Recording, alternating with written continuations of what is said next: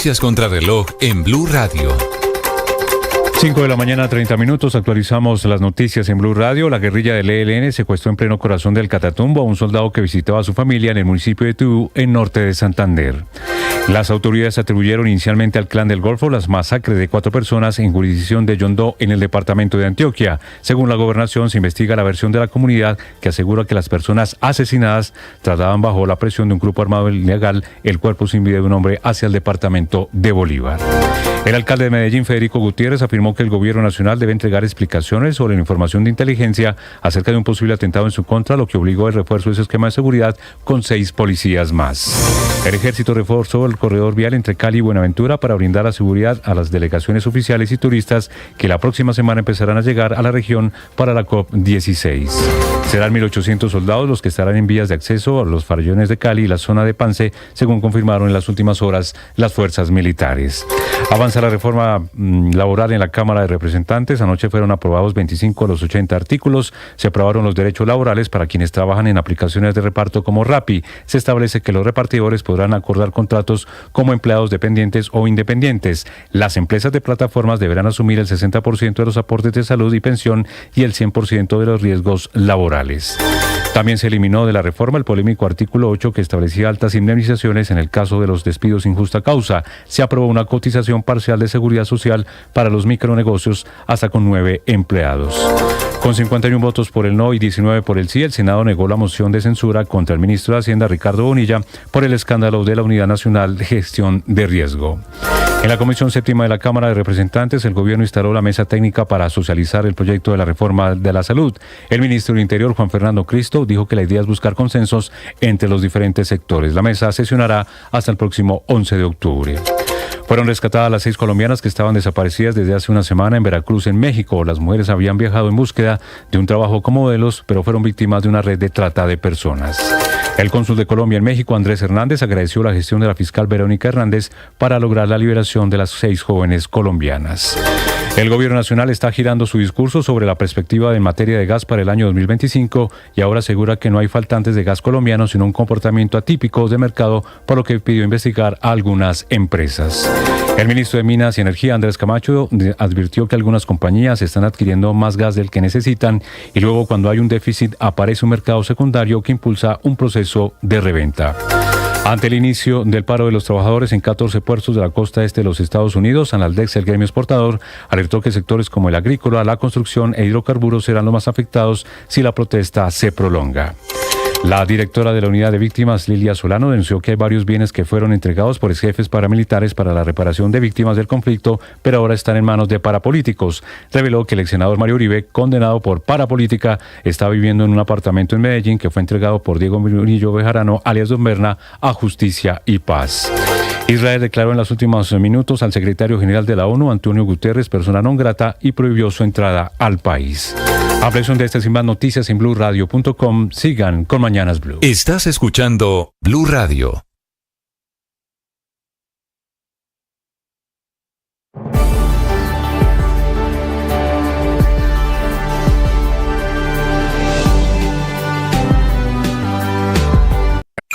Escanea este código y suscríbete a nuestro canal de YouTube, @BlueRadioCo. Y disfruta y participa de la programación de Blue Radio. Blue Radio, le ponemos cara a la radio. Blue Radio, la alternativa. Que podría ser la estrella en ascenso. Por otro lado, saludarlos, aquí estamos desde Mañanas Blue, enseguida.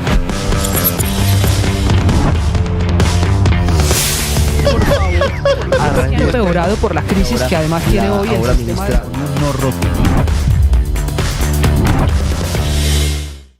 ¿Alguna vez escuchaste que un cura y una cantante se enamoraran en un bus?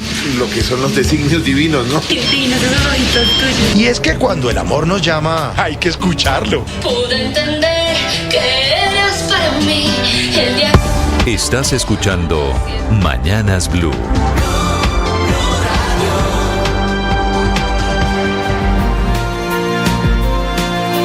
Bienvenidos, muy buenos días, son las 5 de la mañana, 35 minutos. Hoy es miércoles, el 2 de octubre. Aquí estamos con las noticias de Colombia y el mundo desde Blue Radio, desde Mañanas Blue, en esta muy movida mañana en el Medio Oriente. Temperatura en Bogotá 8 grados centígrados, hace frío, ha hecho frío, ¿no? Está haciendo mucho frío, cada vez hace más en las madrugadas porque hay mucho viento también.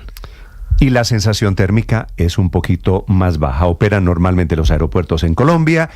Noticias, pero también los temas de conversación, lo viral en el mundo de las redes sociales. Camila Carvajal. Hola Néstor, buenos días, feliz miércoles para usted, para todos los oyentes, un miércoles que hay que empezar escuchando a la barranquillera, a Shakira, que es tendencia porque llegó el día, puso un contador ella en sus historias, un relojito que va diciendo cuánto falta para saber las fechas, los lugares y las horas de su gira por Latinoamérica. Los lugares ya en Colombia ya la están, Chivió Páramo, sí, que va a ser el organizador de este evento. Medellín, Bogotá y Barranquilla. Sí, señor. O Barranquilla, Bogotá y Medellín, no se pues sabe en el todavía. orden que aparecen en el video que publica Páramo en redes sociales diciendo hay una loba suelta, viene una loba en camino, el orden es Bogotá, Medellín y Barranquilla. Es un video que pone Páramo pegando imágenes en distintos lugares en los estadios. Viene la loba, viene Shakira a Colombia, eso está confirmado. Confirmadísimo. Viene la loba a Bogotá, a Medellín y a Barranquilla. Confirmadísimo. Eso está confirmado.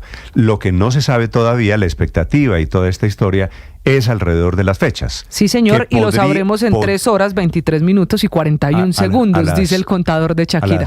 A las 3 horas.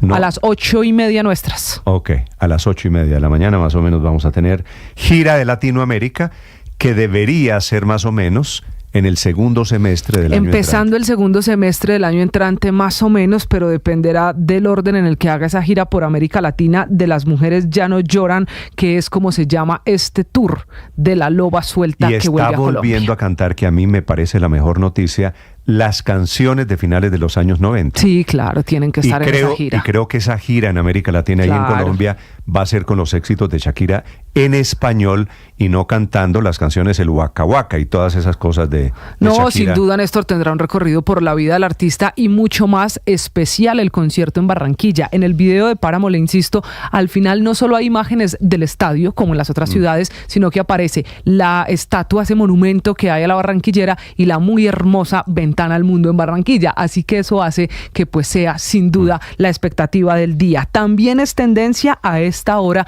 Néstor, lo que está pasando en el Congreso de la República. Numeral María Fernanda Carrascal. Escuche lo que ella dijo y ya le explico por qué, como se dice en redes sociales, la están atendiendo. Los contratos a término fijo no son precarizadores. Estoy completamente de acuerdo. Pero la utilización de estos contratos para enmascarar esas relaciones laborales, para no pagar seguridad social, para no pagar sobre todo prestaciones laborales.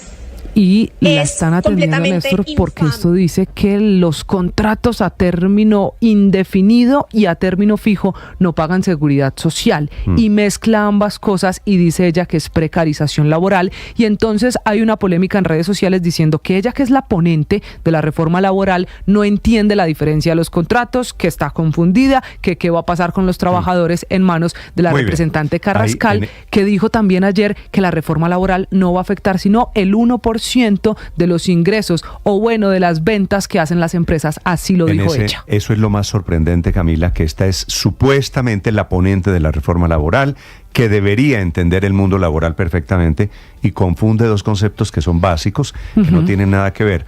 Utilidades e ingresos. E ingresos. Y entonces, por supuesto, cualquier persona que haya hecho una empresa le dice, no es lo mismo una utilidad que un ingreso.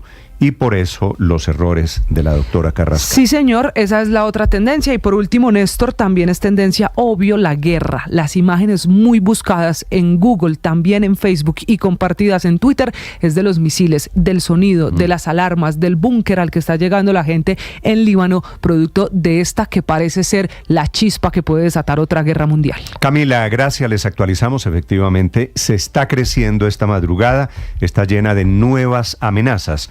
Israel acaba de declarar a Antonio Guterres, europeo él, es el secretario general de Naciones Unidas, como persona no grata, quiere decir los puentes de la guerra, los puentes de la diplomacia, esta mañana parecen contradictorios. Desde Europa, Enrique Rodríguez. O al menos, buenos días, Néstor, haber saltado por los aires esos puentes, porque esa es la noticia del momento, está destacada en medios de todo el mundo. Ha sido el titular de la cartera de exteriores israelí, Israel Katz, quien ha anunciado que Antonio Guterres es persona no grata, que no puede entrar a Israel, ya que considera el jefe de la diplomacia israelí que no condenó de forma inequívoca el ataque iraní del martes. Se preguntaban ustedes si estamos ante una guerra o ante la llegada de un conflicto global o un conflicto regional. No hay más que mirar sino la portada de Haaretz, que es el más importante de los periódicos israelíes, para darse cuenta cómo en ese medio lo tienen claro. Dicen, después de un ataque sin precedentes por parte de Israel, por parte de Irán, Israel, mejor dicho, se encuentra en una guerra regional. Ya lo dan por hecho, esa guerra regional. Las últimas consecuencias de ese conflicto, o al menos las más recientes, tienen que ver con lo que está pasando esta mañana. Han lanzado desde el Líbano las milicias de Hezbollah varios cohetes que habrían alcanzado 4 localidades del norte de Israel y 4 viviendas en Metula, que es uno de esos pueblos que se encuentran en esa muy caliente frontera. De hecho, hace apenas 20 minutos han vuelto a sonar todas las sirenas en el norte del país, en el norte de Israel, y han pedido a los habitantes que tomaran el refugio más próximo. Mientras tanto, la aviación de Israel ha efectuado en las últimas horas un nuevo bombardeo en la periferia sur de Beirut, el que se conoce como bastión del movimiento terrorista proiraní Hezbollah. Es una información que ha llegado de la propia agencia oficial libanesa. Hoy es una mañana de preocupaciones, de observar lo que está pasando allí, pero también es una mañana de reacciones. La primera de ellas ha venido desde Roma. El Papa Francisco está esta mañana protagonizado la misa del inicio del sínodo en la Plaza de San Pedro. Y allí, al terminar esa misa, ha hablado de paz. Ha dicho que estamos en una hora dramática para la historia y que los vientos de guerra están asolando a pueblos y naciones enteras. Ce n'è bisogno, soprattutto in questa drammatica ora della nostra storia, mentre i venti della guerra e dei fuochi della violenza continuano a sconvolgere interi popoli e nazioni. La comunidad internacional evidentemente tiene distintas aproximaciones sobre lo que está allí pasando. China, por ejemplo, ha manifestado su profunda preocupación por la que dice es volátil situación. Otra de las grandes potencias, la India, ha reiterado su preocupación por la escalada de la situación de seguridad en Oriente Medio. Aquí en Europa, por ejemplo, el primer ministro británico Keir Starmer ha sido radical. Ha dicho que su país está con Israel. We stand with Israel and we recognize her right to self-defense in the face of this aggression. Iran must stop these attacks, together with its proxies like Hezbollah. Y le pide a Irán que acabe con los ataques como el de anoche, que está protagonizando el propio Irán y sus proxies, lo decía, como Hezbollah, esos movimientos terroristas o militares que son financiados y operados o que operan al calor del dinero de Teherán. Mientras tanto, aquí en España, o España es uno de los países que acaba de denunciar esta mañana la operación de evacuación. 350 nacionales españoles van a salir en las próximas horas del Líbano. No es el único país que lo está llevando a cabo, ahora mismo llevan operaciones similares países como Países Bajos, China o Alemania, Néstor. Meta también ahí a Colombia, Enrique. En este momento está sí, claro, el avión de la Fuerza Aérea Colombiana allí en el Líbano, sacando gente, todos los países, España, Colombia inclusive, haciendo lo mismo, que es lo que corresponde, sacar a los nacionales de ese fogón de la guerra. Las 5:43 minutos, una guerra que vamos a pagar todos por cuenta de los precios del petróleo. Esta mañana el barril del Brent, que es la referencia colombiana, por encima de $75 y tendencia a crecer. Nos coge la guerra en el Medio Oriente, que está agravándose con el paso de las horas, con una crisis energética, con la amenaza de gas. Dijo en las últimas horas el ministro de Minas en la Cámara de Representantes que no hay escasez de gas, sino que tienen identificadas empresas que están acaparando las existencias de gas en Colombia. Sí, es precisamente la medida que estamos adoptando para que revisemos si efectivamente esas sobrecontrataciones pueden liberar para los agentes que tienen necesidades de volumen de gas, y en ese sentido pues lo que estamos evidenciando y por donde van nuestras investigaciones es que no tenemos realmente un déficit, sino es un fenómeno de mercado. El ministro Andrés Camacho, el ministro de Minas, lo dice también el presidente de la Agencia de Hidrocarburos, Orlando Velandia. No hace sentido que unos sectores tengan demasiado gas más del que necesitan. Invitamos al gestor del mercado. Y el gestor del mercado es el que hace toda esa operación de quién tiene el contrato, cuánto gas compró, para cuánto tiempo, y entonces él tiene toda esa información. Y lo invitamos al Comité Interinstitucional del sector de hidrocarburos que nos contara de primeras Y el mensaje que ella nos da... Es, como escuchan ustedes, un cambio en la narrativa del gobierno, sugiriendo que hay especulación y acaparamiento de gas y que todo en el mundo de los hidrocarburos en Colombia, en petróleo y gas, está bien, aunque no lo esté. Marcela Peña.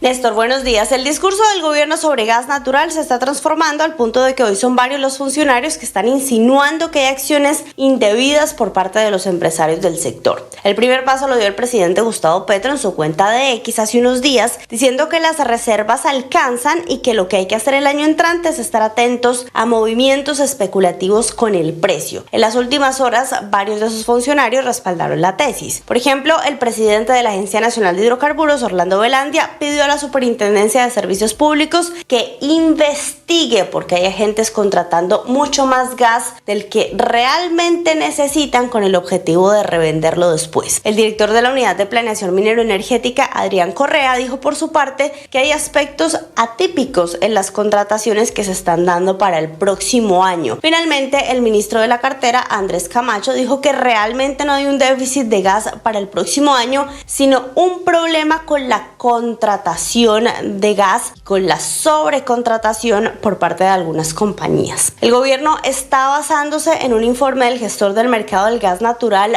para hacer estas declaraciones. Ese informe lo que sugiere es que se podrían solucionar los problemas de contrato si se redistribuyen los excedentes de gas que tienen algunas compañías. Sin embargo, en ninguna parte sugiere que esto se esté haciendo en contra de las reglas y de hecho advierte que la regulación no obliga a las compañías a disponer de ese gas o a liberarlo para cubrir, por ejemplo, la demanda de los hogares. Mientras tanto, los analistas dicen que en el corto plazo Colombia dependerá cada vez más de importaciones de gas. Vinicius Romano es vicepresidente de mercados de gas para América Latina en Rystad Energy. La producción de gas de offshore de Colombia empieza rápido, es algo que se puede administrar, pero si no, se hace necesario invertir en gasoductos de transporte, expansión de la capacidad de importación y esto es algo que ya debe coordinarse desde ahora. Para Romano, el principal riesgo al que se enfrentan los colombianos el próximo año es el de tener que pagar más por el suministro de gas debido a que el gas natural importado siempre va a ser más caro que el nacional.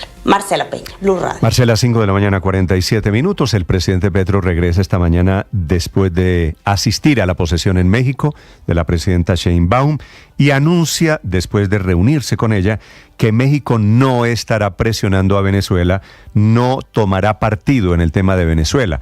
Quiere decir una posición diferente a la de la comunidad internacional en medio de la crisis política y las denuncias de que Maduro se robó las elecciones del 28 de julio pasado.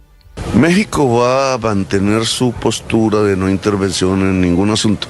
Entonces yo los veo más en la posición de apartarse de la discusión. ¿Y Colombia qué va a hacer? Bueno, allá hablaremos. Colombia va a esperar a que Venezuela, el gobierno de Maduro, publique las actas, cosa que no ha pasado, cosa que se conocen las actas publicadas por la oposición. El canciller Luis Gilberto Murillo.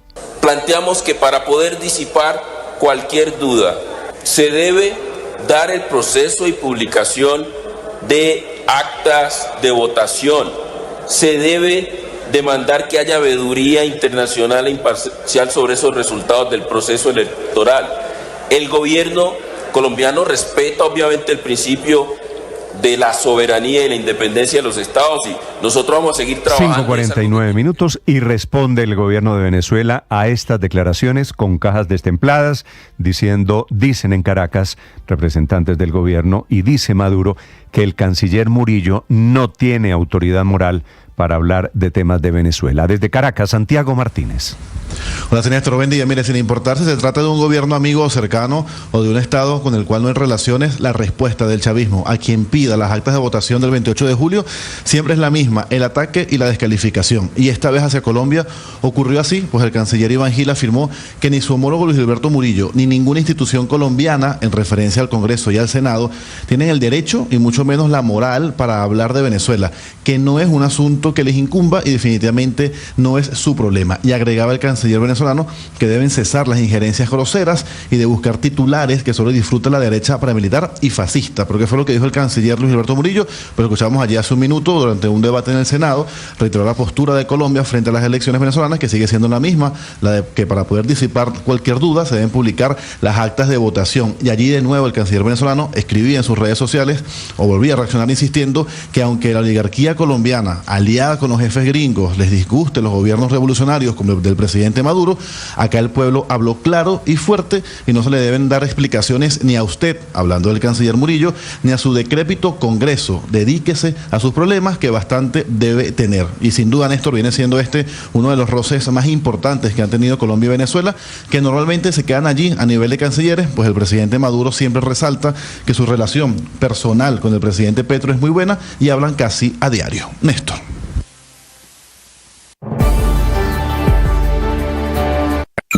Escanea este código y suscríbete a nuestro canal de YouTube, @Blue Radio Co. Y disfruta y participa de la programación de Blue Radio. Blue Radio, le ponemos cara a la radio. Blue Radio, la alternativa. Ahora 5 de la mañana, 51 minutos. El gobierno está logrando la aprobación de la reforma laboral, por lo menos en esta etapa. En la Cámara de Representantes ya fueron aprobados 25 de 80 artículos. Una reforma laboral dirigida a la protección del sindicalismo, a mejorar los derechos de los trabajadores en Colombia, no mucho a generar puestos de trabajo. Balance parcial que hace la propia ministra de Trabajo, Gloria Inés Ramírez. Trabajamos también el tema que tiene que ver con el contrato especial que protege al campo, al contrato especial también que está protegiendo a la seguridad social, a los trabajadores informales y a la protección a las micros y pequeñas empresas. Yo creo que ha sido un avance muy interesante y aprobamos también la licencia. Y hay cambios allí, es que apenas están en la discusión, también para las plataformas, cambiando las condiciones, mejorando las condiciones para la gente de Rappi y las demás. Fue eliminado el artículo 8, el que creaba la figura de la indemnización por despido sin justa causa. La ponente de la reforma laboral, María Fernanda Carrascal. Quiero contarles que hemos aprobado 25 artículos y ha sido eliminado un artículo. Se han aprobado artículos importantísimos, decisivos en el reconocimiento de derechos laborales para artistas, comunicadores y periodistas, deportistas, comunidades étnicas. Se prioriza a comunidades vulnerables. El debate se creció, hubo una gran acusación contra el presidente de la Cámara, el doctor Salamanca, porque no dejaba hablar a las mujeres. Él termina diciendo que lo están amenazando. Le quiero pedir a la seguridad que nos colaboren acá. Acaban de venir una persona, no sé quién es, a amenazar al presidente de la Cámara. Yo le ruego, por favor, darle altura al debate. Ven lo que genera toda esta discusión. Yo le ruego también, por favor, queridos congresistas. Y algunas congresistas, unas que apoyan al presidente Petro, otras que lo apoyaban, ya no, terminan denunciándose por haber recibido cuotas burocráticas del gobierno. La parlamentaria de Los Verdes, Catherine Miranda. Obvio que tenemos el derecho a hablar. Es que nosotros no nos ganamos la curul en una lista cerrada o no nos ganamos la curul en un paquetico de papas. Acá llegamos con votos y tenemos el derecho de hablar cuando queramos. No nos ganamos la curul en un paquetico de papas ni en una lista cerrada, que era una referencia a las parlamentarias Pizarro y Carrascal del Pacto Histórico. María del Mar Pizarro. Yo quisiera pedir respeto para el Pacto Histórico. La lista de Bogotá acá ganó con muchísimos votos. Mafe me corregirá, pero casi 1 millón de votos. Pero además de eso, quiero decirles que yo no tengo mermelada en el ICT. La parlamentaria de Los Verdes, Catherine Juinao. No, pues yo simplemente quería pedir respeto por el representante Racero, representante María del Mar. No se refiere a él en esos términos. Aquí todos sabemos que ustedes están haciendo politiquería con el SENA, con el ICETEX, con la Unidad de Gestión de Riesgo. Sírvase confirmar si es cierto que su mamá está en el DAPRE y cuántos familiares de ustedes están en las entidades del gobierno. Así pues, en esos términos avanza el debate y todas tenían un poquito de razón. En medio de estas polémicas, el proyecto de reforma laboral. Carolina Otero. Néstor, buenos días. Hasta el momento se han aprobado un total de 25 artículos de los 80 que tiene esta reforma. Y es que durante la sesión de ayer fueron aprobados los artículos que establecen las responsabilidades en seguridad social y riesgos también laborales en plataformas digitales de reparto, como en el caso de Rappi. Igualmente también se crean las medidas de formalización y aportes a la seguridad social en micronegocios. Y es que también mencionar que durante este articulado se establece que los deportistas, entrenadores y entrenadoras nacionales o extranjeros que presten sus servicios al deporte profesional bajo la subordinación de clubes profesionales en organizaciones con o sin ánimo de lucro deberán ser vinculados por estas mediante un contrato de trabajo especial. Escuchemos al representante Alfredo Mondragón. Que permite que a los trabajadores y trabajadoras del sector del arte y la cultura les reconozcan un contrato de trabajo donde diga el objeto, la retribución y lo que van a hacer. Que se garantice, por ejemplo, a los profesionales del deporte y a entrenadores deportivos que se les conceda un contrato de trabajo que estipule las condiciones en las cuales están trabajando, que puedan pactar incluso cláusulas de exclusividad, pero que también se les reconozca a ellos las posibilidades de reconocimientos. Y es que además de los contratos de deportistas y artistas, también se estableció un acuerdo primordial en cuanto a la licencia de paternidad, que pasó de 6 semanas, como decía la ponencia inicial del gobierno nacional, a 4 semanas a través de un acuerdo. Y es que aunque este artículo 49 aún no ha sido votado, se espera que hoy se continúe con la votación de este luego de llegar a este acuerdo. Carolina Otero, Blue Radio. Carolina, 5 de la mañana, 56 minutos. Fue identificado el hombre que fue asesinado en Bogotá a plena luz del día por sicarios. Felipe García. Hola Néstor, sí señora, este hombre identificado según las autoridades como Camilo Hernández, de entre 35 y 40 años, lo mataron cuando iba en un carro de servicio de plataforma a la altura de la calle 63 con 50, exactamente al lado del complejo acuático del Parque Simón Bolívar. La víctima, según se pudo conocer, era socio de una gallera, sin embargo se desconocen hasta el momento los motivos del asesinato. También se pudo establecer que la esposa de este hombre es funcionaria de la alcaldía de Cabrera, esto es un municipio de Cundinamarca, y el carro en el que se movilizaba la víctima como pasajero, propiedad del conductor de plataforma, que resultó ileso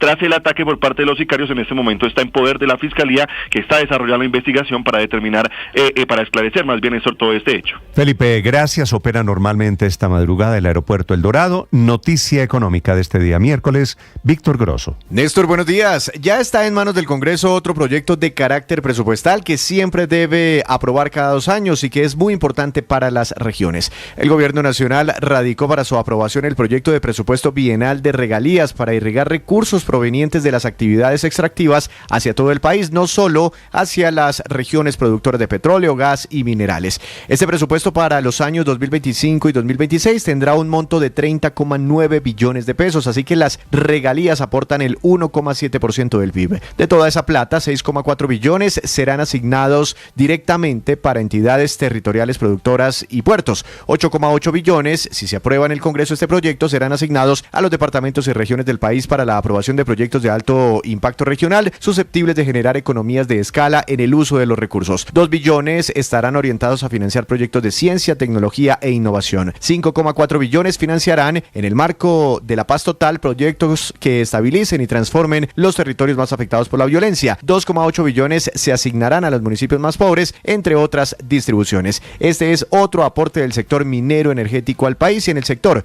Y en muchas regiones se preguntan también cómo en unos años se van a reemplazar estos recursos si se marchita, como se viene marchitando el sector extractivo. Víctor Grosso, datafx.com.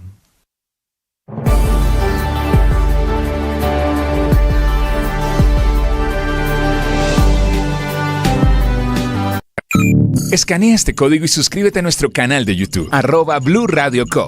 Y disfruta y participa de la programación de Blue Radio. Blue Radio, le ponemos cara a la radio. Blue Radio, la alternativa. Contéstame con sinceridad. ¿En tu familia te dicen fosforito? ¿Te enojas por nada? Tus hijos, tu pareja siempre te preguntan ¿qué te pasa? Y tú dices, no me pasa nada. ¿Estás cargada?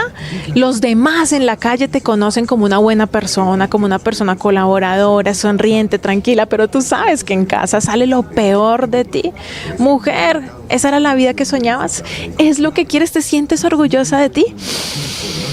Respira. necesitas descansar, necesitas tiempo para ti, necesitas herramientas emocionales, necesitas aprender inteligencia emocional. Yo te puedo ayudar, yo te puedo enseñar. Escríbeme a mi Instagram, @LinaValbuena, y ahí te voy a compartir las herramientas que tengo para ti. Recuerda, no te aguantes ni te divorcies, hay otro camino. En Blue le ponemos cara a la radio. Enseguida el resumen lo preparamos como lo anticipamos aquí en Blue Radio. BlueRadio.com. En Armenia, Javier.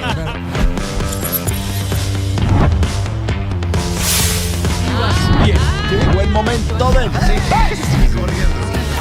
a nuestros contemporáneos. El periodismo no tiene apellidos. Es siempre honesto, independiente y comprometido con la verdad. El periodismo no es amigo del poder, lo vigila. Hoy, Mañanas Blue les ofrece periodismo con contexto. Las dos caras de la moneda. Sin exageración, sin especulación. A partir de este momento, Mañanas Blue es periodismo en radio. Bienvenidos.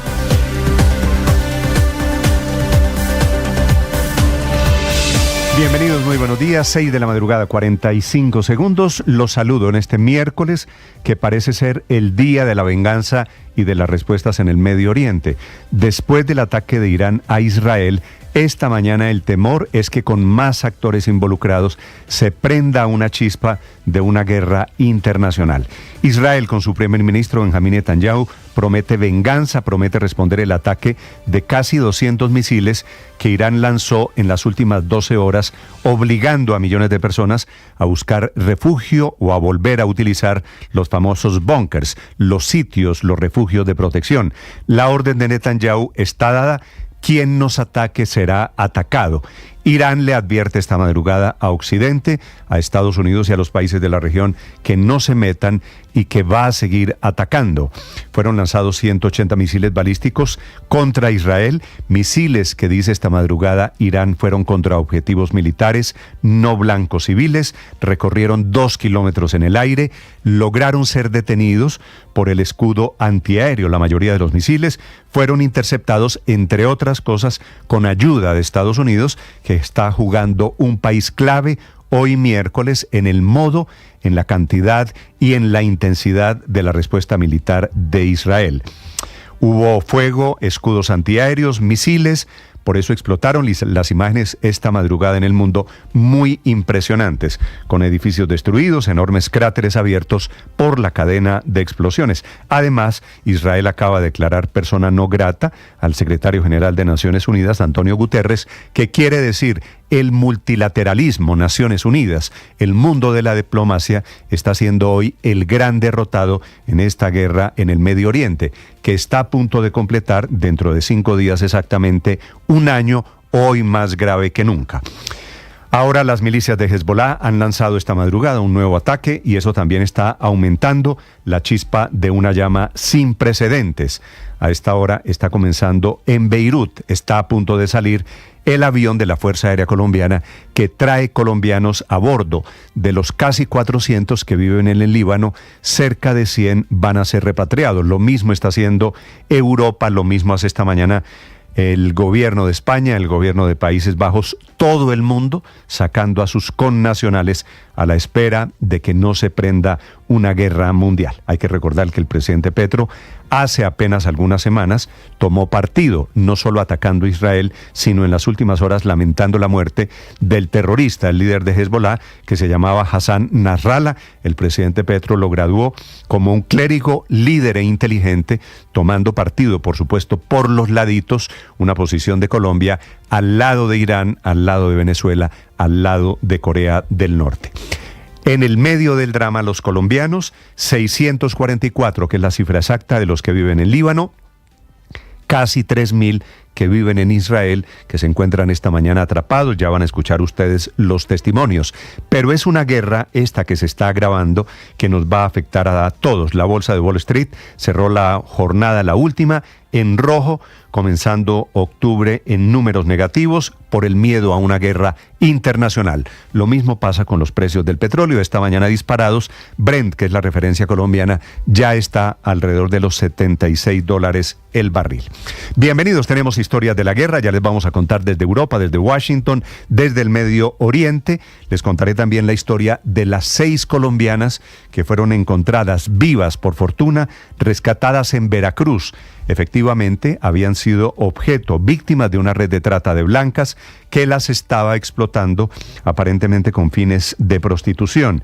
Esperan que regresen al país. El anuncio lo hizo el propio presidente Gustavo Petro, diciendo que están bien, a salvo, y que seguramente van a regresar en las próximas horas. El encuentro de estas mujeres coincidió con el final de la visita del presidente Petro, que esta mañana debe terminar, debe volver a Colombia. Estuvo reunido con la presidenta Claudia Sheinbaum después de su posesión, que ante sus seguidores y presidentes del mundo prometió mejorar la economía, frenar la migración y sacar adelante las banderas de Andrés Manuel López Obrador, su antecesor. El presidente Petro, que ya fracasó en la idea de mantener a México en la mediación por la libertad en Venezuela, el nuevo gobierno se aparta, dice el presidente Petro, de la discusión sobre Maduro. Quiere decir, como países mediadores ante el dictador de Venezuela, solamente quedan Petro y Lula de Brasil. Y hoy, miércoles, es el día en que la plenaria del Senado elegirá al nuevo Procurador General de la Nación. Será Gregorio El Hash, en reemplazo de Margarita Cabello, el candidato puesto por el gobierno, acogido por la mayoría de las bancadas políticas. Van a escuchar en la última sesión a Luis Felipe Henao, que era el candidato del Consejo de Estado, y a Germán Barón, que era el candidato de la Corte Suprema de Justicia.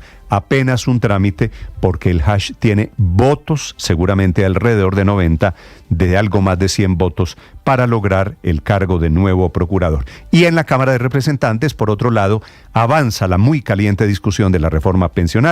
Anoche fueron aprobados 25 de los 80 artículos, derechos laborales, por ejemplo, para quienes trabajan en aplicaciones de reparto como Rappi. Pero está llena de detalles esa reforma laboral. Los repartidores podrán acordar contratos como empleados dependientes o independientes. Las empresas Rappi, compañía, todas estas plataformas tendrán que asumir el 60% de los aportes de salud y pensión para estos colombianos o venezolanos que van a ser beneficiados. En esa discusión de la reforma laboral fue en donde la ponente de la reforma, que debería ser la gran experta en estos temas laborales, Mafe Carrascal, una parlamentaria del Pacto Histórico, confundió ingresos con utilidades y contratos de prestación de servicio con contratos a término indefinido, razón por la cual ha sido el objeto de toda clase de ataques políticos en las últimas horas. Bienvenidos, es un gusto saludarlos. Los acompañamos en este miércoles 2 de octubre. Hoy hace 155 años nació el gran Gandhi. Por eso hoy es el Día Internacional de la No Violencia. Enseguida el resumen, lo más importante, aquí, en Voces y Sonidos, en Mañanas Blue. Hay misiles allá. Hay muchos misiles, wow. El mundo en vilo. Irán atacó con cerca de 200 misiles a Israel en venganza por el asesinato en Beirut de Hassan Nasrallah, líder de Hezbollah. Israel promete una contundente represalia tras recibir una oleada de misiles balísticos de Irán. El régimen de los ayatolás dice que fue en respuesta al asesinato de los líderes de los grupos armados que apoya, Hezbollah y Hamas. Sin embargo, se produjo horas después de que Israel iniciara la invasión terrestre del Líbano. Crece el temor de una guerra total y directa entre los dos ejércitos más poderosos de Medio Oriente. El gobierno de Netanyahu aseguró que habrá consecuencias tras la arremetida de Teherán. Mantendremos la regla que hemos establecido. A quien nos ataque, lo atacamos. Daniel Hagari, portavoz del ejército israelí. Estamos en alerta máxima, en defensa y ataque. Protegeremos a los ciudadanos del Estado de Israel. Este ataque tendrá consecuencias. Tenemos planes y actuaremos en el lugar y el momento que decidamos. John Jairo Suaza, un pastor colombiano residente en Tel Aviv desde hace 3 años, compartió su testimonio tras el reciente ataque. Bueno, pues yo estaba llegando a mi casa cuando sonaron las alarmas y empezaron a enviar misiles, más de 150 misiles dirigidos desde Irán. A Daniel, como a todos los habitantes de Israel, minutos antes del bombardeo les llegó la alerta por mensaje a su celular. A mí me llegó la sirena en el celular cuando yo estaba en la calle, y en esos casos uno se mete al primer edificio que ve abierto. La gran mayoría de edificios tienen refugios y todos te abren las puertas en situaciones así. La Fiscalía General del Estado de Veracruz confirmó la localización de las 6 jóvenes de origen colombiano que habían sido reportadas como desaparecidas. Las autoridades localizaron a las 6 jóvenes caminando y quienes al momento fueron resguardadas. A las 12 del día, cuando estaban en la Fiscalía colombiana, los familiares de 2 de las 6 mujeres desaparecidas en México supieron que las jóvenes fueron ubicadas. Cuando nos llegó la foto, yo de una vez reconocí a mi hermanita, yo la reconocí y de verdad no sé qué decir. Hubo un momento en que de verdad sentimos que nos dejaban solos, que ya no podíamos, pero hicimos una buena presión y claro, ante todo con la ayuda divina de Dios. Me vuelve el alma al cuerpo, feliz. En estos momentos feliz, no he podido hablar con ella, pero feliz. Con la Fiscalía del Estado de Veracruz está iniciando las acciones judiciales y legales contra las personas que secuestraron a estas jóvenes, mientras que el alcalde de Medellín, Federico Gutiérrez, denunció que los familiares por denunciar están siendo amenazados. Por razones de seguridad, las familias no nos acompañan, ellas tienen todo el acompañamiento y por supuesto tienen temor por sus hijas y tienen temor también porque fueron quienes denunciaron. Obvio que tenemos el derecho a hablar. Es que nosotros no nos ganamos la curul en una lista cerrada o no nos ganamos la curul en un paquetico de papas. Acá llegamos con votos y tenemos el derecho de hablar cuando queramos. Y a mí tampoco me financiaron personas que ahora trabajan con el Estado. Entonces yo sí quiero pedir respeto por esta curul y por esta bancada. Aquí todos sabemos que ustedes están haciendo politiquería con el SENA, con el ICETEX, con la Unidad de Gestión de Riesgo. Sírvase confirmar si es cierto que su mamá está en el DAPRE y cuántos familiares de ustedes están en las entidades del gobierno. Con estos acalorados reclamos y hasta denuncias de censura entre las representantes Caterine Miranda, María del Mar Pizarro y Katy Jubinao, avanzó otra jornada de debate de la reforma laboral en la que se aprobaron 25 artículos del proyecto del gobierno. Sobre lo aprobado, el artículo que establece los derechos laborales de quienes trabajan en las aplicaciones de reparto como Rappi, por ejemplo, se aprobó que van a tener contratos dependientes o independientes. La empresa asumirá el 60% de los aportes en salud y pensión y el 100% de los riesgos laborales. Se eliminó el artículo 8 que establecía jugosas indemnizaciones en el caso de los despidos sin justa causa. Ante esto, la ministra de Trabajo, Gloria Inés Ramírez, aseguró que durante la sesión se aprobaron artículos relevantes al trabajo que desarrollan los artistas y la protección a las pequeñas empresas. Yo creo que ha sido un avance muy interesante y aprobamos también la licencia de paternidad, que ustedes saben fue un punto álgido del debate, pero se logró mantener 4 semanas.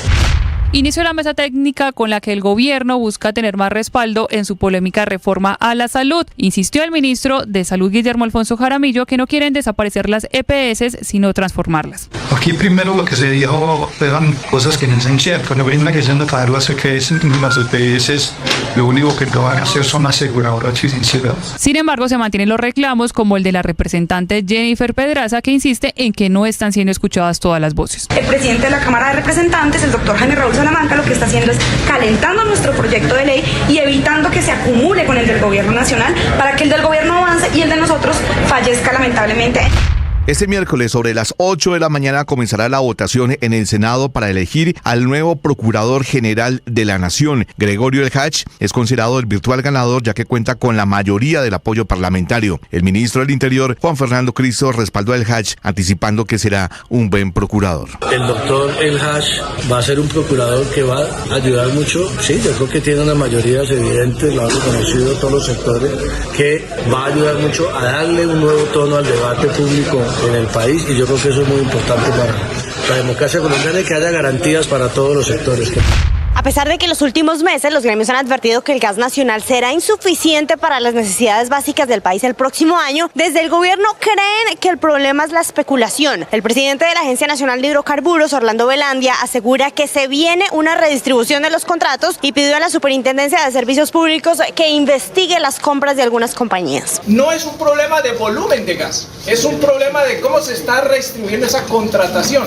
Y lo dice el gestor del mercado que conoce con con claridad qué sector está contratado. Por su parte, el ministro de Minas, Andrés Camacho, se fue contra la Cámara de Representantes, luego de que ésta aprobara una proposición que le ordena al gobierno reactivar la exploración de hidrocarburos, algo que el gobierno no quiere hacer. La Cámara de Representantes hace parte de uno de los poderes del Estado, pero no le ordena al gobierno nacional lo que debe o no debe hacer. Más de 4.000 policías, 1.765 hombres y mujeres del Ejército, 226 uniformados de la Armada y 8 aeronaves de la Fuerza Aérea estarán desplegadas para blindar a Cali en la COP16. Se esperan un total de 15.000 asistentes de 196 países del mundo, entre ellos al menos 10 jefes de Estado. El general William Castaño, quien lidera el Plan Colibrí. Estamos ya listos para afrontar la seguridad de las personas que vayan a participar en la COP16. México se apartaría de la discusión sobre la crisis política en Venezuela que venía liderando desde hace varios meses con Colombia y Brasil. Así lo confirmó el presidente Gustavo Petro desde la posesión de Claudia Sheinbaum como nueva presidenta del país centroamericano. Petro insiste en que nuestro país sí va a continuar buscando una salida dialogada. México va a mantener su postura de no intervención en ningún asunto. Entonces yo los veo más en la posición de apartarse de la discusión. Y desde Bogotá, el canciller Luis Gilberto Murillo respaldó esa posición, asegurando que no tienen certeza de la legalidad de los resultados electorales en el vecino país. Hay dudas, serias dudas de legitimidad y legalidad que se tienen que disipar, y eso solo se hace a través de lo que viene exigiendo Colombia. Ahora bien, nosotros, el presidente Petro ha sido muy claro, no vamos a reconocer los resultados hasta tanto se disipen esas dudas. Palabras que de inmediato generaron la reacción del canciller venezolano Iván Gil, quien le dijo otra vez a Colombia que no se metan en los asuntos de ese país, que no tienen ni el derecho ni la moral para hablar de Venezuela. Por la ida de los octavos de final de la Copa Betplay, Millonarios y Bucaramanga empataron 0-0 en Bogotá. El partido de vuelta se jugará el próximo martes 8 de octubre en el Américo Montanini de Bucaramanga. Hoy la jornada de Copa seguirá, pero a diferencia del juego de ayer, estos ya son por la vuelta y darán clasificación a los cuartos de final del torneo. A las 6 de la tarde en simultáneo jugarán La Equidad contra América y Jaguares contra Envigado. A las 6:30 Águilas Doradas jugará contra Chico, a las 7:30 Pasto enfrentará a Tolima y a las 8 Junior jugará contra Medellín. Estás escuchando Blue Radio. Escanea este código y suscríbete a nuestro canal de YouTube, @Blue Radio Co. Y disfruta y participa de la programación de Blue Radio. Blue Radio, le ponemos cara a la radio. Blue Radio, la alternativa. Que podría ser la estrella en ascenso. Por otro lado, saludarlos, aquí estamos desde Mañanas Blue, enseguida.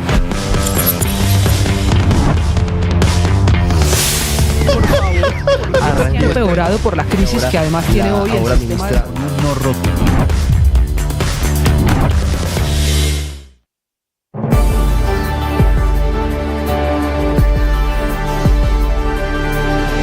Esta es Blue, más que radio. 6 de la mañana, 16 minutos. Salió el sol en Bogotá, que es una buena noticia, después de una madrugada muy, muy fría. En este momento tenemos... Oiga, Felipe, yo pensé que el tema del frío era solo mío. No, señor, no es solo suyo, Felipe. Es un frío intenso. Esta madrugada estábamos, Felipe, a 6 grados. Ah, con las patas las tenía heladas y yo no sabía por qué. En este momento, gracias por la información, Felipe, sobre el estado de sus patas. Se lo agradecen. Bueno saberlo, sí, exactamente. Se lo agradecen los oyentes. No, pero heladas. Me tocó levantarme y ponerme un par de calcetines. Felipe, medias decimos en Colombia. Bueno, digo yo que ya soy de la tercera edad. Es bueno, Felipe, estar abrigado porque hace frío en las madrugadas. Vamos a tener sí, bárbaro el frío. Vamos a tener una mañana seca de sol, pero después del mediodía arrancan las lluvias. No me diga. Y así vamos a estar todos estos días. Pero nos saluda el sol a esta hora. Lo saluda el sol. Sí, está saliendo muy bonito. Muy bien.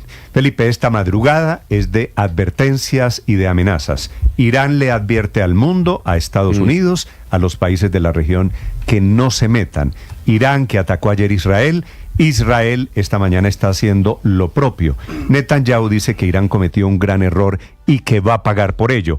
Trabajan esta madrugada los gobiernos de Europa y de Estados Unidos midiendo la respuesta de Israel, que es una de las preguntas alrededor de una guerra que parece haber comenzado regional y que se podría agrandar Y ese es el miedo, una chispa internacional que se está prendiendo y agravando en el Medio Oriente. Las noticias de esta mañana, 6:18, desde Europa. Silvia Carrasco. Néstor, el primer ministro israelí Benjamín Netanyahu prometió tomar represalias contra Irán después de que el régimen de los ayatolás disparara decenas de misiles balísticos en contra de Israel. La preocupación mundial es que Medio Oriente se acerca cada vez más a una guerra total, una guerra entre los dos ejércitos más poderosos de la región.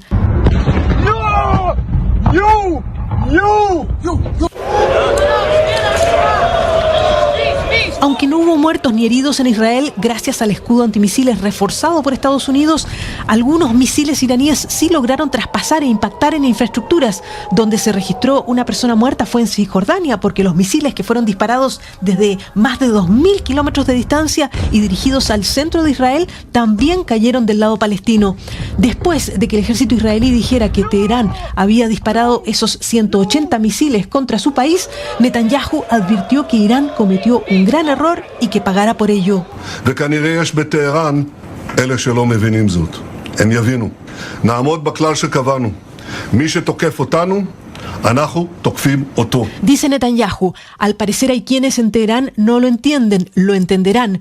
Nos atenemos a la regla que hemos establecido. Quien nos ataque, lo atacaremos. El ataque lo habría ordenado el propio ayatolá y líder supremo de Irán, Ali Jamenei, como respuesta al asesinato del líder de Hamas, Ismail Haniyeh. Eso fue en julio pasado en Teherán, cuando participaba en el cambio de mando presidencial de Irán, y fue una tremenda humillación para Irán. Y también por el asesinato de Hassan Nasrallah, el líder de Hezbollah, en el Líbano la semana pasada. Hay quienes creen que Irán se ha contenido, pero que ha sido arrinconado por Israel y que su capacidad de respuesta podría ser mucho mayor. Es el académico iraní Mohamed Marandi. It was a very limited attack. Dice, fue un ataque muy limitado. Irán tiene mucha mayor capacidad de ataque. En medios estatales iraníes publicaron videos que, según afirman, mostraban que los misiles habían alcanzado con éxito sus objetivos, incluido el corazón de Tel Aviv, una base aérea y un aeropuerto civil, pero nada de eso ha sido confirmado. Eso salió en la televisión iraní. El jefe del Estado Mayor del ejército iraní dijo en un mensaje público que volverían a atacar si Estados Unidos y Europa no controlan las acciones de Israel.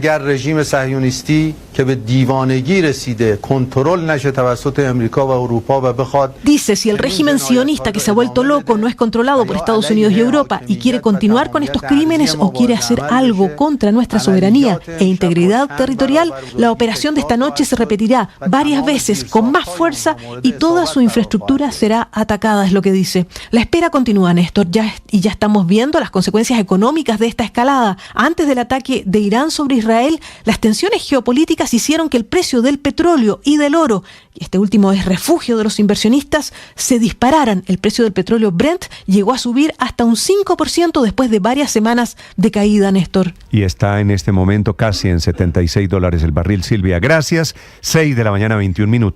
La gran incógnita y en la que trabaja esta mañana el mundo de la diplomacia es de qué tamaño, con qué intensidad va a ser la respuesta de Israel. Agotados, dinamitados literalmente los puentes de la diplomacia, la respuesta militar tendría que ser medida. Esta mañana se vuelve a reunir de emergencia el Consejo de Seguridad de Naciones Unidas en Nueva York.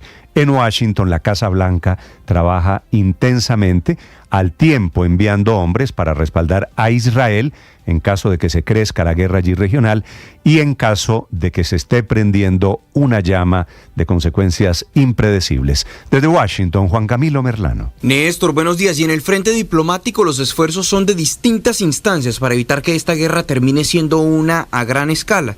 El Consejo de Seguridad de Naciones Unidas convocó a una reunión de emergencia esta mañana para discutir la crisis en Medio Oriente. Por los lados de Estados Unidos prometen consecuencias, aunque la gran pregunta es la naturaleza de esas consecuencias. En la caja de herramientas hay sanciones, otro tipo de restricciones e incluso un ataque. En todo caso, antes de que Irán atacara, Washington advirtió que si lo hacían habría consecuencias severas. Y ayer el asesor de Seguridad Nacional del presidente Joe Biden, Jake Sullivan, lo reiteró. it's too soon for me to stand before you today and give you an answer. What I can tell you is this. We are proud of the actions that we've taken alongside Israel to protect and defend Israel. We have made clear that there will be consequences, severe consequences for this attack, and we will work with Israel to make that the case. Es muy pronto para mí pararme frente a ustedes y darles una respuesta. Lo que les puedo decir es que estamos orgullosos de las acciones que hemos tomado para defender a Israel y hemos dejado claro que habrá consecuencias severas por este ataque, aseguró Sullivan.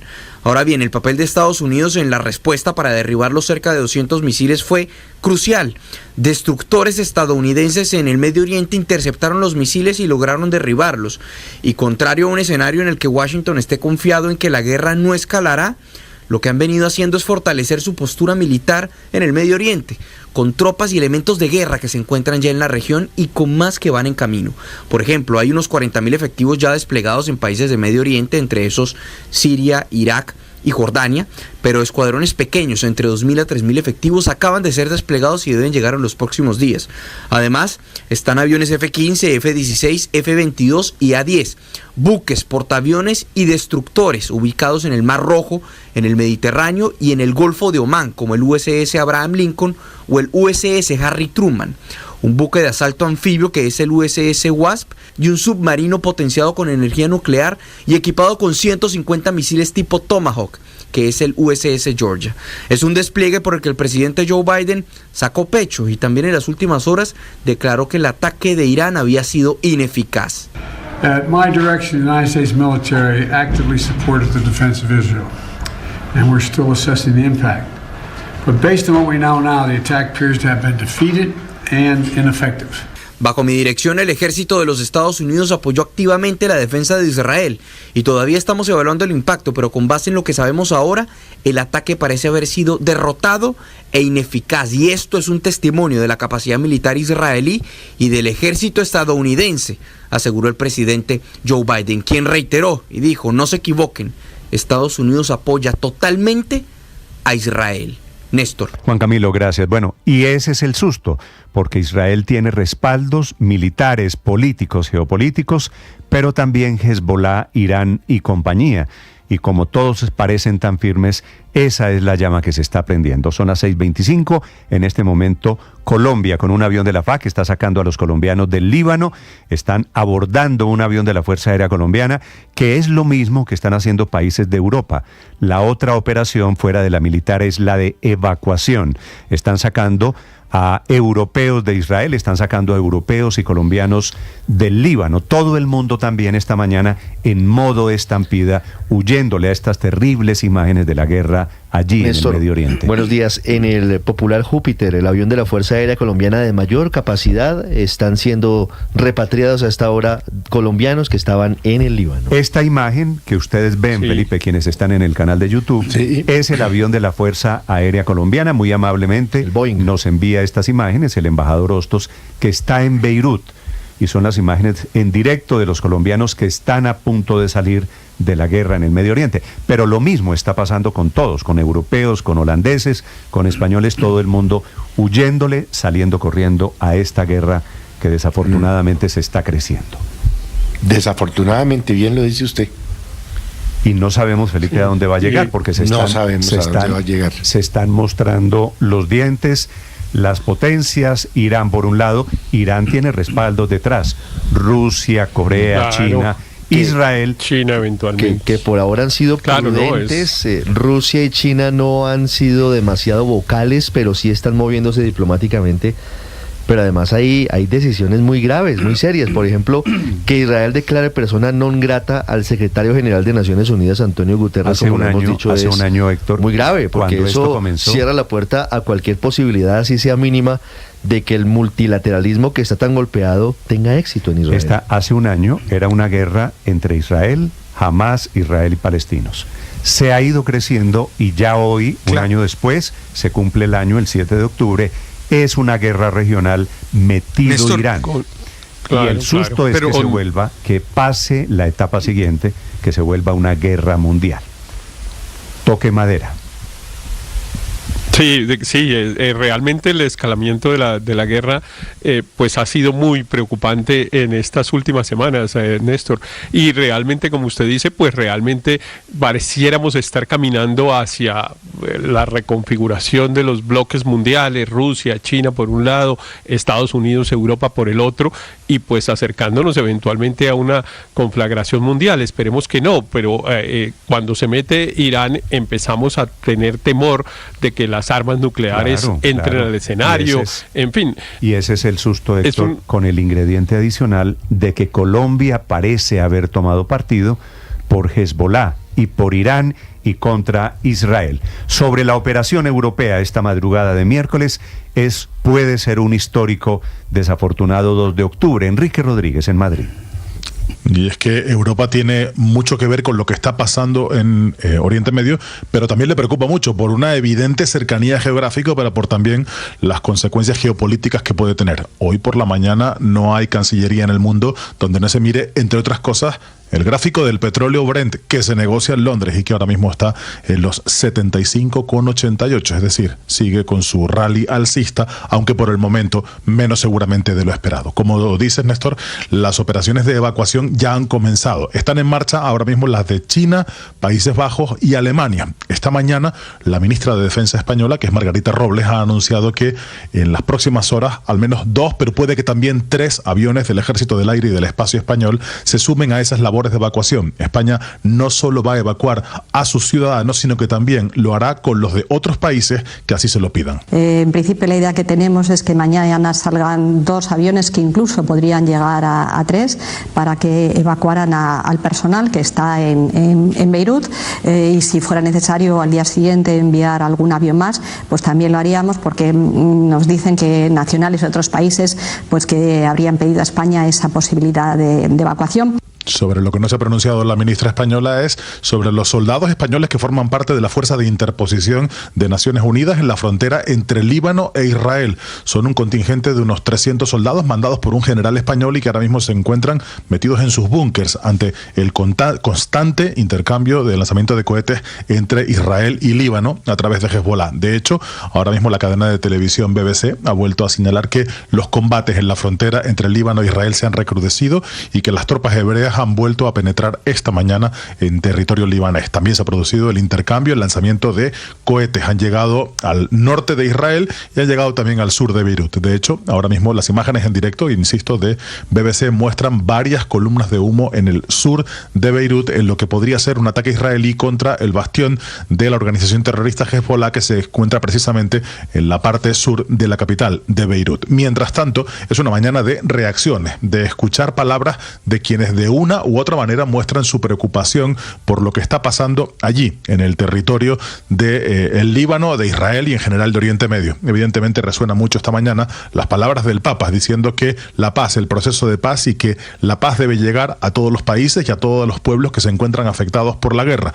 No ha dado indicaciones claras de a qué se refería, pero a nadie escapa que tiene que ver con lo que está pasando en Oriente Medio.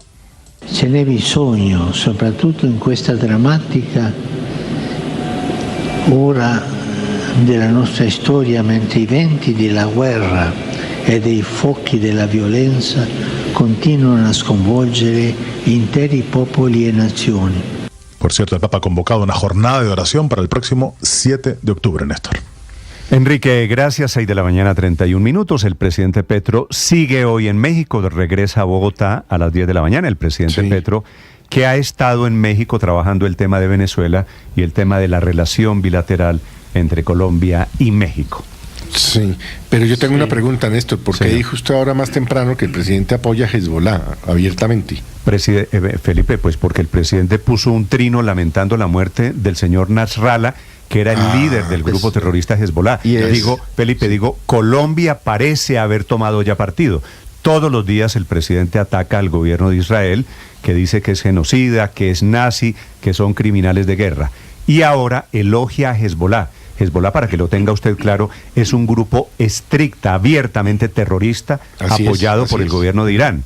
Hezbollah tiene en sus manos el señor Nasrallah, que fue dado de baja el fin de semana, tenía en su haber muchos atentados terroristas. Hezbollah se ha dedicado a hacer terrorismo por todas partes del mundo, así que me parece, digo Héctor, sorpresivo, pero ya es un hecho. Termina alineado con Venezuela, Colombia, con Cuba, Colombia con Corea en esto está con Hezbollah.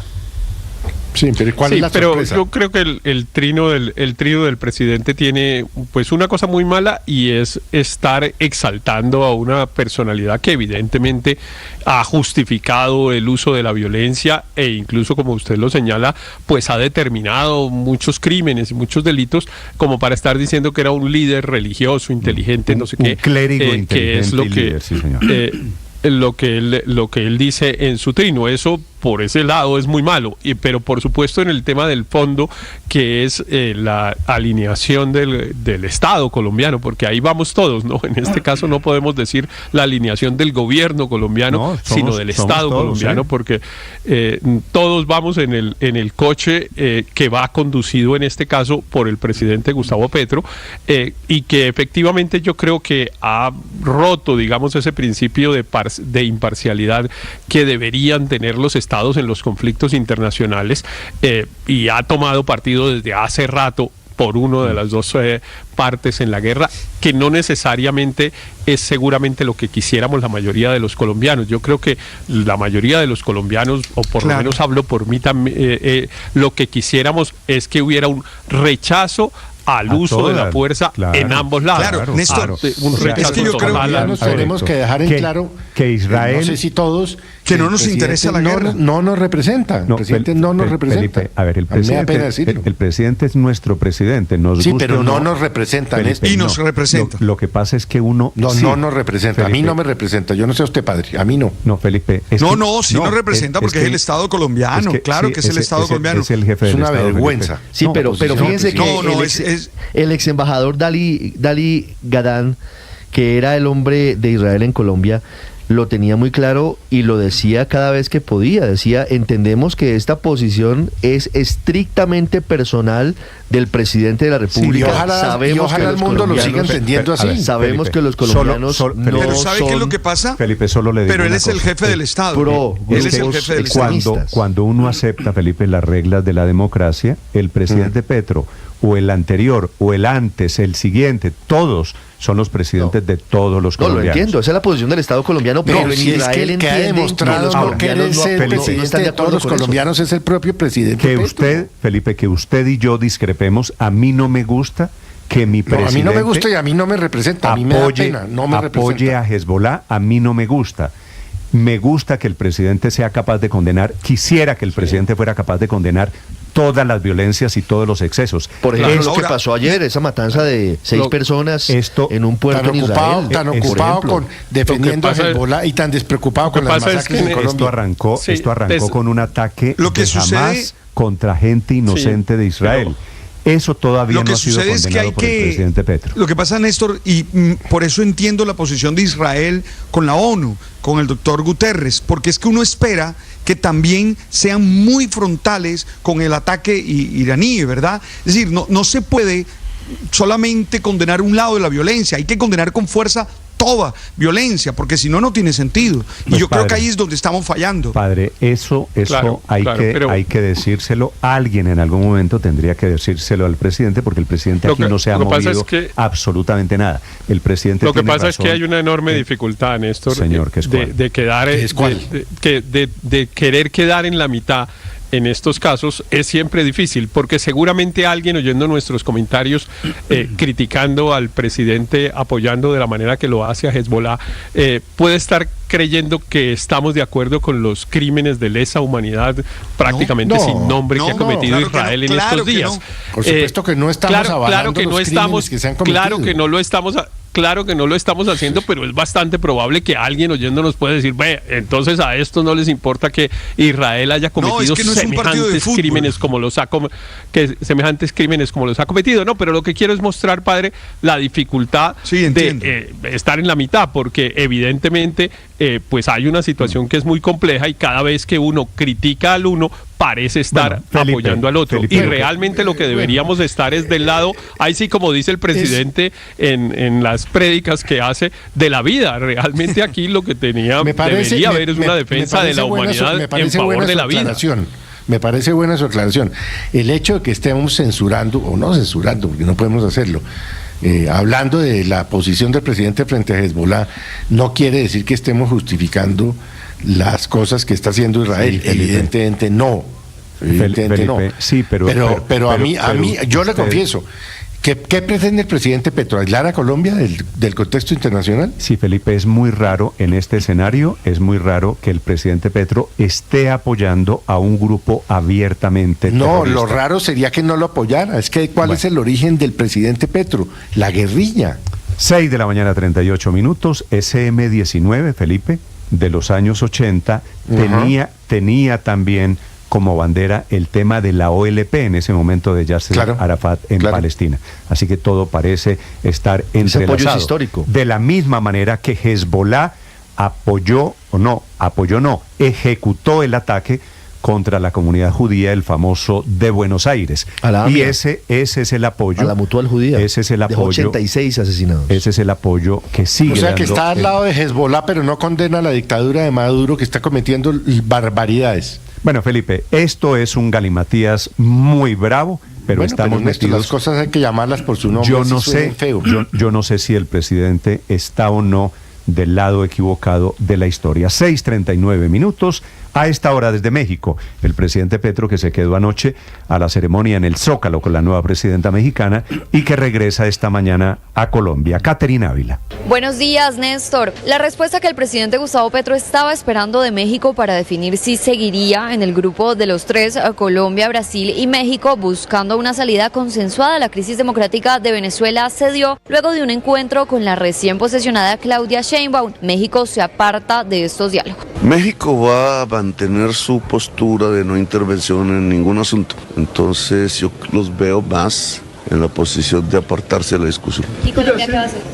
Bueno, allá hablaremos de Colombia. Aunque la visita a México no sirvió para definir una postura conjunta entre este bloque de países sobre la situación electoral de Venezuela, el mandatario acompañó la mayor parte de la agenda de la nueva presidenta de México, que se posesionó ayer en un día calificado como histórico. Así comenzó su discurso ante el Congreso. Y como siempre decimos, no llegó sola, llegamos todas las mujeres de México. En nuestro gobierno garantizaremos todas las libertades, la de expresión, de prensa, de reunión, de movilización. La libertad es un principio democrático y nosotros somos demócratas. Se respetarán los derechos humanos y nunca usaremos la fuerza del Estado para reprimir al pueblo. Sheinbaum recibió la banda presidencial y estuvo acompañada de senadores, diputados y más de 10 presidentes, entre ellos el de Colombia, Chile, Honduras, Bolivia y el de Brasil, Lula da Silva, quien se refirió a la llegada al poder de la política de 62 años.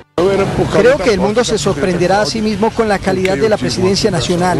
Es una mujer extremadamente preparada desde el punto de vista político. Es una mujer extremadamente amigable y espero que ella, con la forma que hace política, pueda contribuir a que las mujeres de todo el mundo se sientan orgullosas y perciban que son mayoría y asuman definitivamente este reto político. La segunda parte de la posesión fue en el Zócalo de Ciudad de México, acompañada por más de 50.000 mexicanos de todas las regiones.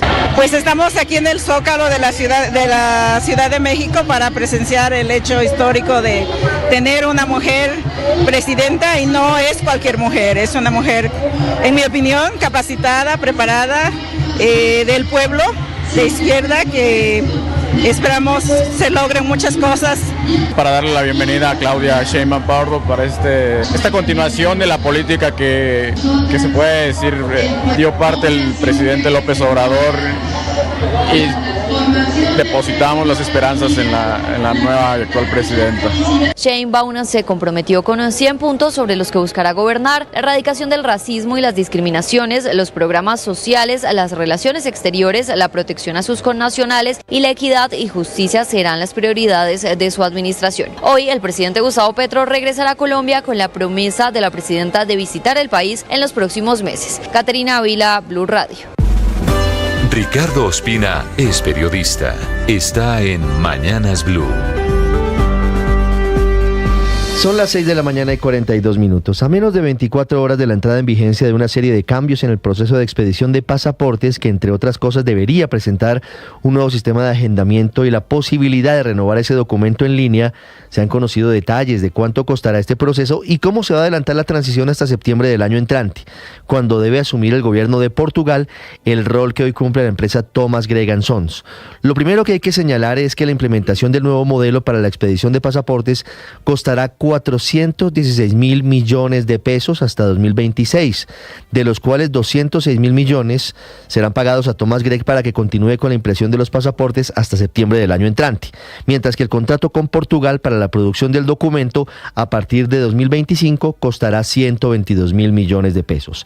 Entre este jueves, mañana y el 31 de agosto del año entrante, en la fase de transición, la Cancillería asumirá el control de 6 procesos: la asignación de citas, la atención al usuario, verificación de documentos, la autorización, la formalización y la entrega del pasaporte, mientras que Thomas Gregg se encargará únicamente de la producción de las libretas. Simultáneamente comenzará la fase de cooperación entre Colombia y Portugal en materia de acompañamiento, fortalecimiento y transferencia de tecnología e infraestructura para las entidades del Estado que intervienen en la expedición de pasaportes. Entre ellos, de nuevo hablamos y se abre el convenio con la Imprenta Nacional. En 11 meses, es decir, a partir del 1 de septiembre del año entrante, Portugal debe iniciar la producción de los pasaportes en la planta de la Imprenta Nacional en Bogotá durante 10 años, mientras que el gobierno colombiano, por medio de la Cancillería, Migración Colombia y la misma imprenta, asumen los procesos de atención, de formalización y captura de los datos, así como de personalización y control de calidad. Luego del tortuoso camino que se ha recorrido hasta este punto, con la suspensión de una licitación, con duras críticas del presidente Gustavo Petro, la empresa Thomas Gregg & Sons, con múltiples prórrogas y firmas de nuevos contratos, con la salida de un canciller como fue Álvaro Leiva, todos esperamos que este nuevo modelo permita que no haya interrupción en el trámite de entrega de pasaportes y que ese documento a futuro mantenga la alta calidad que nos ha permitido a los colombianos ingresar sin visa a muchos países del mundo. Paola Ochoa es periodista. Está en Mañanas Blue. 6 de la mañana, 44 minutos. Y en medio de las acusaciones del gobierno por acaparamiento de gas en plena mitad de una nueva crisis eléctrica y a pesar de la incertidumbre que se cierne sobre el futuro energético del país, acaba de radicarse en el Congreso de la República el presupuesto de regalías para los próximos 2 años. Un proyecto que radicaron anoche los ministerios de Minas y de Hacienda por un monto total de 30.9 billones de pesos, que equivalen al 1.7% del Producto Interno Bruto del país y que es todo un tesoro para las regiones como contraprestación por la explotación de hidrocarburos y minerales. Una fortuna que les sirve para financiar proyectos, obras de infraestructura, proyectos de ciencia, tecnología e innovación, inversiones ambientales, plata para los municipios más pobres y protección también para grupos indígenas y minorías. Unas regalías de las que se alimentan todos los municipios del país, incluidos aquellos que no tienen operaciones extractivas, que a la verdad y a la hora del té siguen siendo las principales: petróleo, gas, carbón y oro. Gallinas de los huevos de oro para las regiones, aunque hoy tienen el pescuezo torcido por cuenta de la política gubernamental de no suscribir nuevos contratos para explorar y explotar gas y petróleo, industria petrolera que a propósito tiene cada vez una mayor aceptación entre los colombianos, con 8 de cada 10, con una opinión positiva y con una percepción favorable frente a esta industria, según se desprende del barómetro petrolero que fue presentado ayer en el marco de la cumbre de petróleo, gas y energía que se desarrolla en Cartagena, un estudio que desde el año 2019 mide y monitorea cómo evolucionan las percepciones de los ciudadanos sobre esta industria y que tras encuestar este año a 2.950 ciudadanos por parte del Centro Nacional de Consultoría, arroja que crece efectivamente el número de colombianos con opinión favorable, pasando del 58% hace 6 años al 80% en la actualidad. Es decir, que al menos en materia de opinión pública, el presidente Gustavo Petro le ha hecho un inmenso favor a las empresas petroleras. Camila Carvajal es periodista. Está en Mañanas Blue. 6 de la mañana, 47 minutos. Los aguaceros en las principales ciudades del país siguen sin hacer efecto en los embalses que abastecen de agua y que ayudan a resolver también el fantasma de un apagón en Colombia, aumentando los problemas incluso en los ríos más importantes. En todo el país, informa XM, los embalses amanecen al 50,3% y si se compara con la cifra de ayer era 50,1%, lo que muestra que así tengamos aguaceros y tormentas eléctricas en muchas ciudades, el nivel de los embalses apenas sube décimas, apenas sube un poquito, que no termina de apagar esta emergencia. Empecemos por Bogotá. El nivel del sistema Chingaza sigue por debajo de lo esperado e incluso continúa por debajo de lo que se presentaba a inicios de septiembre, es decir, hace un mes, cuando rondaban el 46%, hoy están al 43% y agosto está liderando en la lista de meses, en el histórico, el más seco en Chingaza en los últimos 55 años. Pero eso no solo pasa en Bogotá, aunque es la alcaldía de la capital del país la que insiste en perforaciones de 15 pozos para buscar agua subterránea en la Sabana, perforaciones que tendrían un costo de 225.000 millones de pesos y cuya aceptación del agua que se encuentra en esos pozos dependerá de los estudios, es decir, con esa agua no podemos contar de la noche a la mañana. En el caso de Antioquia, los embalses son, por ejemplo, el Peñol y Porce 1 y Porce 2, que también tienen niveles históricamente bajos y ojo, porque en todo el sistema energético la meta es que los embalses recuperen al menos el 20% de la capacidad de hoy a diciembre. Un dato final, son muy impresionantes las imágenes del río Amazonas, ese que nace en Perú, pasa por Colombia y termina en Brasil. En todo el recorrido está seco, con un bajo caudal. El caudal ha disminuido 80% en 3 meses y ya está afectando la subsistencia de pescadores. Esto significa que el tema del agua no solo afecta a Bogotá, que el tema de la energía es un problema en todo el país y que ahora la crisis llegó a los ríos. María Camila Orozco es periodista. Está en Mañanas Blue. Ya son las 6:49 minutos de la mañana. La locución del presidente Gustavo Petro del 4 de septiembre hablando sobre Pegasus le sigue pasando cuentas de cobro. Después de que Colombia fuera suspendida del Egmont Group por la filtración de información de inteligencia financiera, el presidente tendrá que lidiar con otro dolor de cabeza. Es una tutela de la Veeduría Antioqueños por Colombia, Abogados por la Verdad, que ya fue admitida para estudio en el Consejo de Estado.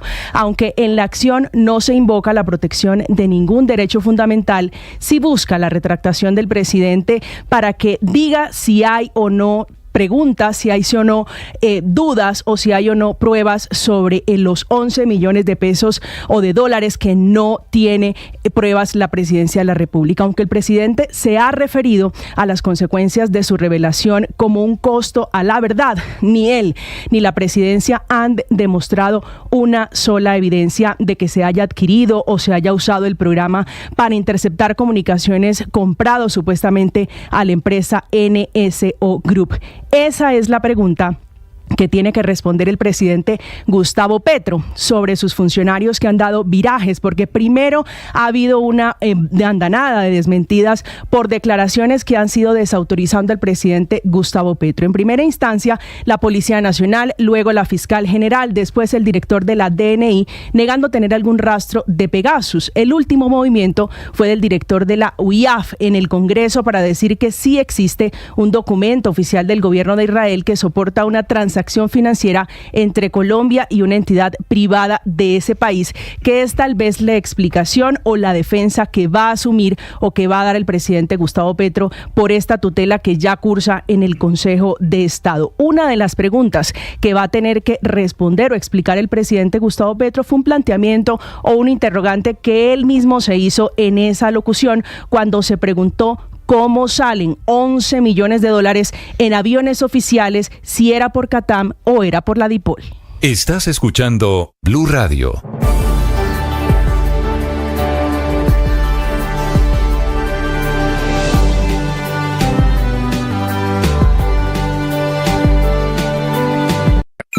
Escanea este código y suscríbete a nuestro canal de YouTube, @Blue Radio Co. y disfruta y participa de la programación de Blue Radio. Blue Radio, le ponemos cara a la radio. Blue Radio, la alternativa. Que podría ser la estrella en ascenso. Por otro lado, saludarlos, aquí estamos desde Mañanas Blue, enseguida.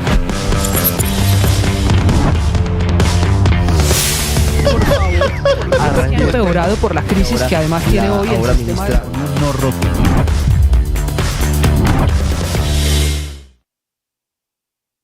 ¿Alguna vez escuchaste que un cura y una cantante se enamoraran en un bus? Lo que son los designios divinos, ¿no? Divinos, esos ojitos tuyos. Y es que cuando el amor nos llama, hay que escucharlo. Pude entender que eras para mí el día que te canté en un concierto bucetero. Súbete a esta desenfrenada historia de amor. Una romántica audionovela con libretos originales, protagonizada por Mariana Gómez y Camilo Cifuentes. El amor de mi vida. Una experiencia de audio envolvente y música original. Encuéntralo en boombox.com y en todas las plataformas de audio. Boombox Podcast. Un mundo por escuchar. Llegó la hora de fluir con el planeta. Y actuar para proteger las reservas de agua que nos quedan. Únete a esta corriente y juntos cuidemos el agua. ¡Bañémonos! En pareja, Vargas. O de a 3 o de a 4. Saquemos el balde a la calle para lavar el carro. Todos podemos ser protagonistas de esta gran historia. Cuidar el agua, la corriente que nos une. Una campaña de Caracol Televisión, Blue Radio y La Calle.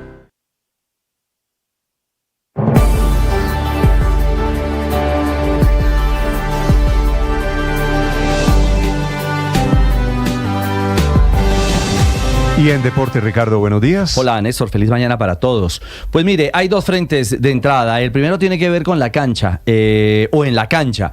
Hablamos de Millonarios. Mal Millonarios anoche en Bogotá. Flojo partido, ¿sabe? Le costó muchísimo, no logró descifrar defensivamente al Bucaramanga, que incluso al final del partido se pudo llevar la victoria, si no es por un resbalón de Peñaranda. Empató Millonarios jugando de local en el estadio de Bogotá, en el Campín, contra el campeón del fútbol colombiano. Sí, esto por Copa Colombia, así que bueno, habrá juego de vuelta en Bucaramanga, ya les vamos a contar detalles. Y les decía, noticia en la cancha y noticia fuera de la cancha. Están amagando los del Tribunal de Penas y Castigos de la DIMAYOR, porque todos estamos a la expectativa de saber, bueno, cuál va a ser la sanción para Nacional, para Junior, para estos violentos que protagonizaron pues una escena grotesca en el partido en el Atanasio Girardot. Salió el boletín de penas, no hay ninguna referencia aún al respecto. Solo aparece la mecánica normal, que amarilla este, que amarilla el otro, que hay que pagar una platica.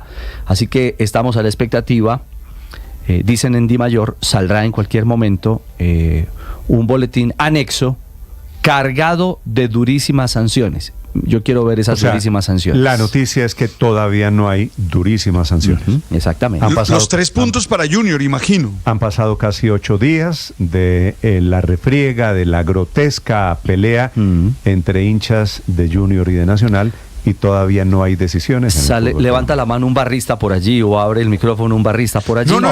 No, pero esto no es de ser hincha y de aprovechar. No, Néstor, no, estoy mirando, Néstor, el tema de la jurisprudencia. Siempre que ha pasado ese tipo, le dan los puntos al equipo visitante. Ya pasó en Santa Marta, en un partido contra Junior hace 3 años. Yo no estoy de acuerdo con eso. Eso es otra cosa. No, yo no estoy de acuerdo con eso, pero es la jurisprudencia que hay. Ya ha pasado eso así. No, aquí lo que hubo fue una agresión mutua. Es decir, usted dice, ok, de acuerdo, castiguen a los hinchas de Nacional.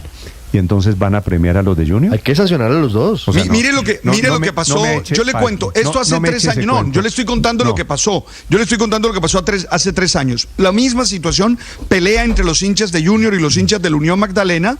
Suspenden la plaza de Santa Marta por 10 fechas. Suspenden la plaza de Barranquilla por 4 fechas o 6 fechas. Y le dan los 3 puntos a Junior. Entonces yo me imagino que eso es lo que va a suceder. No estoy de acuerdo, pero no creo que haya otra cosa en el código. Bueno, padre, me alegra eso que no esté de acuerdo. Es que no puede haber castigo para unos merecido y premios para otros como si hubieran sido los angelitos del Junior. Los señores del Junior son los que provocaron el lío en el Atanasio Girardot. Después lo siguieron, se acuerda que todo comienza porque le quitan una bandera. ¿no? Un trapo. Gol de Junior, 2-0 gana Junior. Gol de Nacional. 2-0 pierde Junior, y entonces los de Junior, que ya habían hecho lo mismo en el partido anterior en Barranquilla.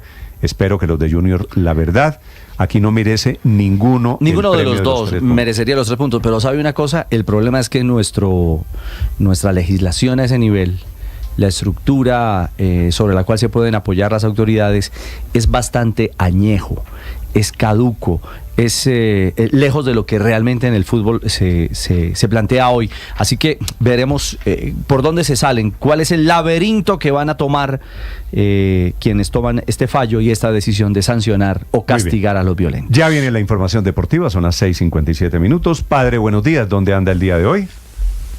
Buenos días, Néstor, con todo el ánimo, con toda la fuerza, como siempre. Hoy estoy en la ciudad de Miami.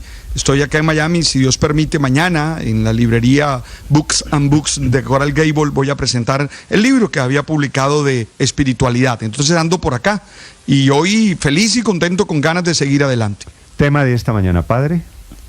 Néstor, imagínate, hoy es el día de la no violencia. Sí, señor. Entonces, hablemos del principio de la no violencia en medio de esta situación de guerra. Creo que nunca antes es más pertinente hablar de ese principio que nos enseñó Gandhi y que tiene razones también en el Evangelio. En segundos el padre Linero, en segundos los deportes. Tengo un invitado a propósito desde Israel.